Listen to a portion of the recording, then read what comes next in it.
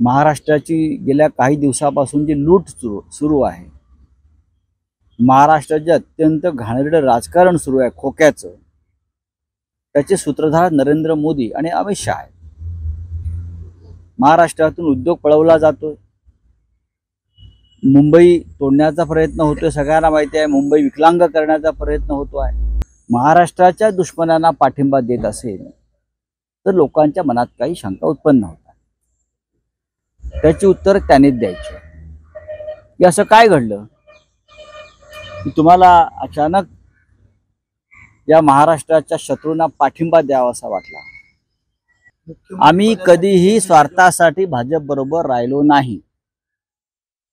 एक, हिंदू हृदय सम्राट शिवसेना प्रमुख बाळासाहेब ठाकरे, अटल बिहारी वाजपेयी, अडवाणी, प्रमोद महाजन या सगळ्यांनी त्या काळामध्ये हिंदुत्ववादी मतांचं विभाजन होऊ नये म्हणून केलेली ती युती होती. ती 25 वर्ष चालली. पण भारतीय जनता पक्षाने जेव्हा आपले खरे दात दाखवायला सुरुवात केली तेव्हा आम्ही तो जबडा फाडून बाहेर आलो आणि आम्ही स्वतंत्रपणे आमच्या भूमिका घेतल्या. ठळक घडामोडींसाठी देशोन्नती न्यूज चॅनलला सबस्क्राइब करा आणि बेल आयकॉन प्रेस करा. मुंबई, पुणे, नागपूर, मराठवाडा असो का विदर्भ, राजकीय, सामाजिक, शैक्षणिक क्षेत्र असो का क्रीडा, सर्वच घडामोडीचे विश्लेषण पाहायला विसरू नका.